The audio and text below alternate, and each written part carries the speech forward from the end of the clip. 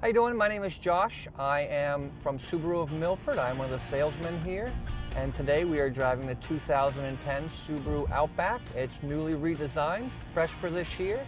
A couple of changes that have happened are 2.5 inches wider interior-wise, so you have a little bit more room side to side, and they increased the leg room in the back to about 4 inches. That was one of the main complaints about the 2009 and previous models, was there wasn't enough leg room for adults. Well, Subaru listened to everybody and extended the leg room. They also made the back seats reclinable. So if you're a little bit taller and you still don't have enough room, you can recline the seats back about 20%, which makes it a lot nicer to ride with when you're going on long drives. A couple other features. They come with a hill holder. This used to be in most of the Outbacks back in the 90s. What it does is if you're at a 4-degree angle and you're stopped, you can push this button, and what it'll do is it'll actually lock the brakes up for you. So when you let off the brake, your car won't roll back or forward. You know, for people that are driving a manual transmission, that's a big thing, you know, because not everybody's really good with the standard starting off. So that's one of the features that Subaru added this year. They also have an electronic parking brake. It's not a hand lever or a foot lever anymore. It's actually electronic. It's just a nice little button that you push.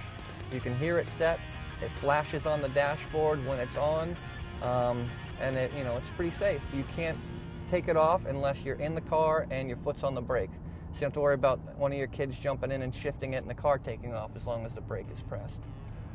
Nice feature about this, the CVT transmission, continuously variable transmission. So what that does is it's just like a snowmobile engine. You know, the faster the engine spins, the gears in the transmission space out and, allows you to go a little faster.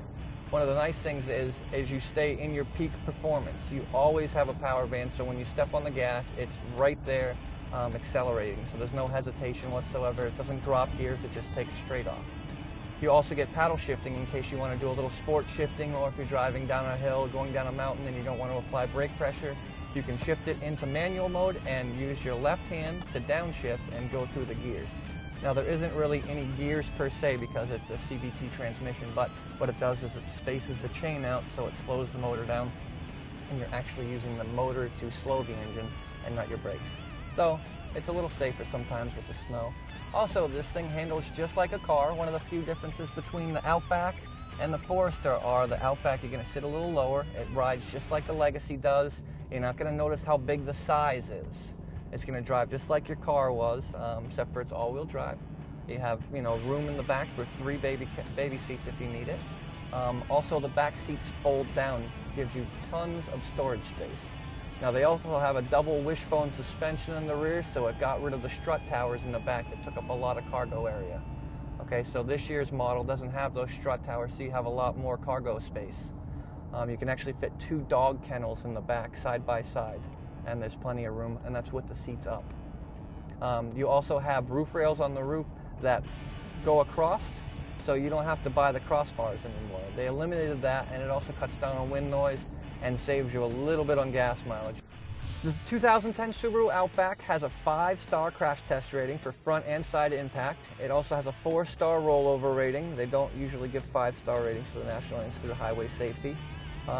One of the nice things about this, it's all-wheel drive. Symmetrical all-wheel drive is in every single Subaru, so it's perfectly balanced from left to right. There's no torque steer. It's a 2.5i Boxster engine, so it's low to the ground. You have a low center of gravity, so it handles very well, and there's no body rock. Another nice thing is, besides the fact that it handles like a car, you get gas mileage like a car. In the CVT transmission, you actually get up to 30 miles a gallon on the highway, which is usually unheard of for an all-wheel drive vehicle. The 2010 Outback is a very responsive car. It handles very well, goes around corners very well. You're not going to notice that you're driving a wagon. Now, I would suggest this car to any family that has 2 or more kids. You can fit 2, 3 kids in the back seat very comfortably. There's enough leg room for when they get older. Kids start to grow really fast around 10 to 15 years old. So you don't have to worry about them outgrowing the back seat and kicking the back of your seat. Also, the seat backs are plastic, so you can wipe them right off of 409 if there's any scuffs, stains, or anything on them. If you're interested in test driving a Subaru, Outback, Impreza, Forester, or Tribeca, please feel free to give us a call. We can be reached at 603-673-0510, or you can just come in. We're located at 544 Nashua Street in Milford, New Hampshire. Or you can reach us on the web at SubaruMilford.com.